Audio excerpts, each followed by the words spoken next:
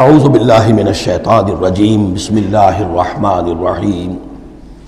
قل انما حرم ربی الفواحش ما ظہر منها وما بطن، کہہ دیجئے کہ میرے رب نے تو حرام قرار دیا ہے بے حیائی کی باتوں کو،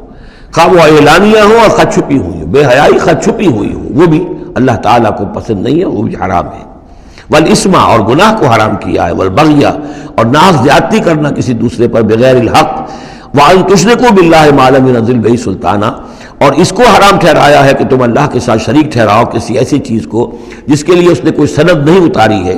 وَأَن تَقُولُوا عَلَى اللَّهِ مَا لَا تَعْلَمُونَ، اور حرام قرار دیا اس بات کو کہ تم اللہ کی طرف منسوب کرو وہ چیزیں کہ جو تم نہیں جانتے، جس کے لیے تمہارے پاس کوئی علم نہیں ہے۔ وَلِكُلِّ أُمَّةٍ أَجَلٌ،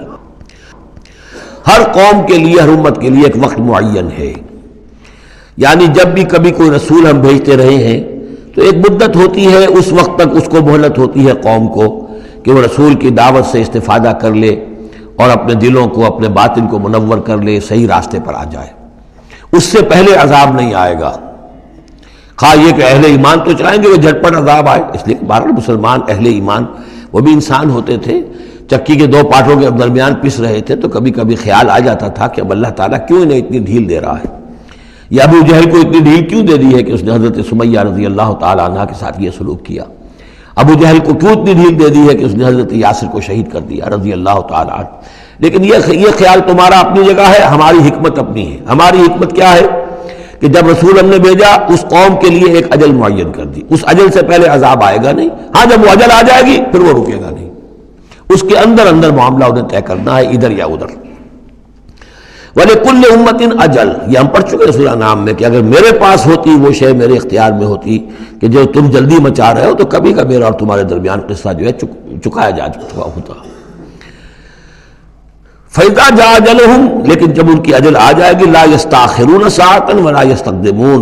نہ تو وہ اس کو مؤخر کر سکیں گے ایک گھڑی بھی، اور نہ ہی اس سے کھسک سکیں گے، سرک سکیں گے آگے کی طرف۔ یا بنی آدم اما یاتینکم رسل، اب یہ وہی آیت آ گئی جو سورہ بقرہ میں بھی آئی تھی، فاما یاتینکم منی ھدی فمن تبع ھدایا فلا خوف علیہم ولا هم یحزنون والذین کفروا وکذبوا بآیاتنا اولئک اصحاب النار هم فیہا خالدون۔ یا بنی آدم اما یاتینکم رسل منکم، اے بنی آدم جب بھی تمہارے پاس آئیں گے رسول تم ہی میں سے ہوں گے، تم میں سے تمہاری قوم کے لوگ ہوں گے، یقصون علیکم آیاتی، جو تمہیں میری آیات سنائیں گے، فمن اتقی واصلح، تو جو بھی تقوی کی روش اختیار کرے گا اور اصلاح کر لے گا اور نیکی کی روش اختیار کرے گا، فلا خوف علیہم ولا هم یحزنون، ان کے لیے نہ کوئی خوف ہوگا اور نہ وہ کسی حزن سے دوچار ہوں گے۔ والذین کذبوا بآیاتنا واستکبروا عنہا، اور جو ہماری آیات کو جھٹلائیں گے اور تکبر کی بنا پر انہیں رد کر دیں گے، استکبروا عنہا، استکبار کی بنیاد پر، تکبر کی بنیاد پر رد کر دیں گے، اولئک اصحاب النار هم فیہا خالدون، وہ جہنمی ہوں گے اور رہیں گے ہمیشہ ہمیش۔ فمن اظلم ممن افترى علی اللہ کذبا وکذب بآیاتہ، پھر وہ اس شخص سے بڑھ کر ظالم اور کون ہوگا جو اللہ کی طرف کوئی غلط بات منسوب کرے، افتراء کرے اللہ کی طرف، اور یا اللہ کی آیات کو جھٹلائے، یہ دونوں ہم وزن ہیں۔ اولئک ینالهم نصیبهم من الکتاب،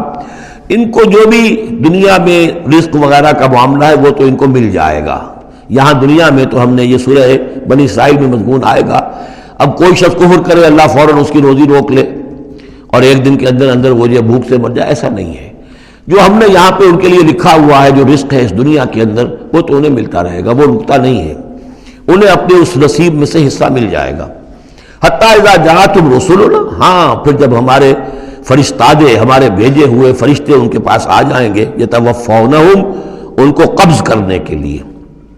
قالوا این ما کنتم تدعون من دون اللہ، تو وہ کہیں گے کہاں ہیں وہ جن کو آپ پکارا کرتے تھے اللہ کے سوا، جن کو ڈنڈوت کرتے تھے اور جن کے سامنے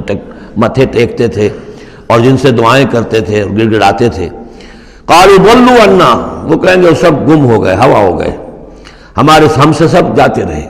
ضلوا عنا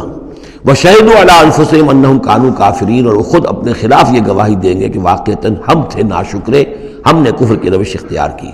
صدق اللہ العظیم۔